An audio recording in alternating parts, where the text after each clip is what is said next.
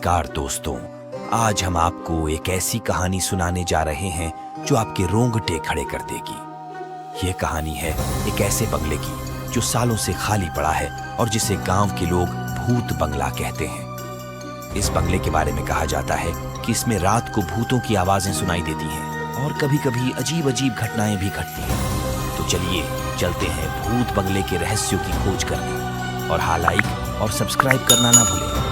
तो चलिए आगे बढ़ते हैं। भूत बंगला 2.0।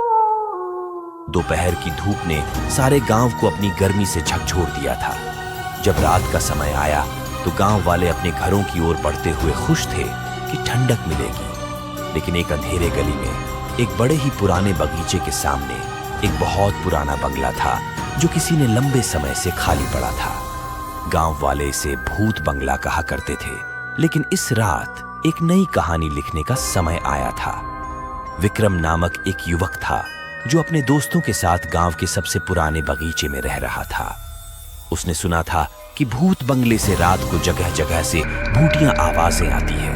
उसने यह सुनकर तय किया कि वह अपने दोस्तों के साथ एक रात उस बंगले में बिताएंगे और देखेंगे कि क्या सचमुच में वहां कुछ अजीब हो रहा है। रात के अंधेरे में विक्रम और उसके 3 दोस्त बंगले की ओर बढ़े। बगीचे का माहौल खुद में ही डरावना था।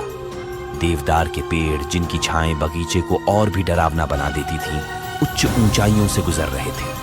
तभी अचानक बंगला उनके सामने दिखाई दिया और वे तीनों दोस्त वहीं कांपते हुए खड़े हो गए। विक्रम और उसके दोस्त बंगला के दरवाजे के पहुंचते ही एकदम से दरवाजा खुद ही खुल गया और वहां से एक अजीब सी आवाज आई। जैसे ही वे अंदर गए, दरवाजा पीछे से बंद हो गया। विक्रम और उसके दोस्त घबराए हुए थे, लेकिन वे रुके नहीं, आगे बढ़ते रहे। भूत बंगले के अंदर वे एक विशाल हॉल में पहुंचे जहां पुराने समय के फोटो और सामग्री जीवित हो रहे थे। यहां एक और चीज थी जो उनका ध्यान खींच रही थी।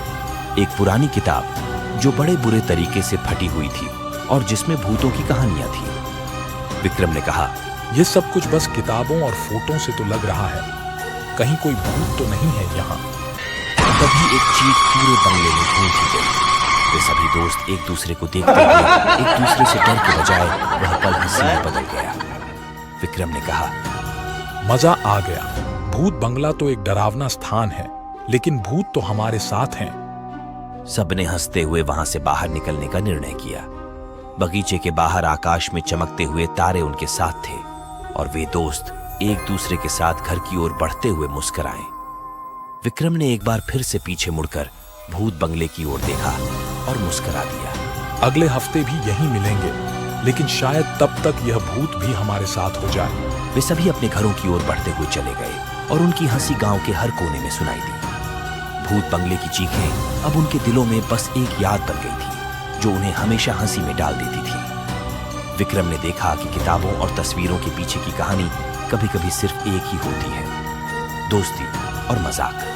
और उस रात की भूत बंगले में वहां की हवा ने उन्हें यह सिखाया कि डर और हंसी के बीच बहुत सी बातें छुपी होती हैं जो किसी भी समय सामने आ सकती हैं। दोस्तों, यह थी भूत बंगला 2.0 की कहानी। अगर आपको यह कहानी पसंद आई है तो कृपया इसे अपने दोस्तों के साथ शेयर करें, लाइक और सब्सक्राइब करना ना भूलें। धन्यवाद।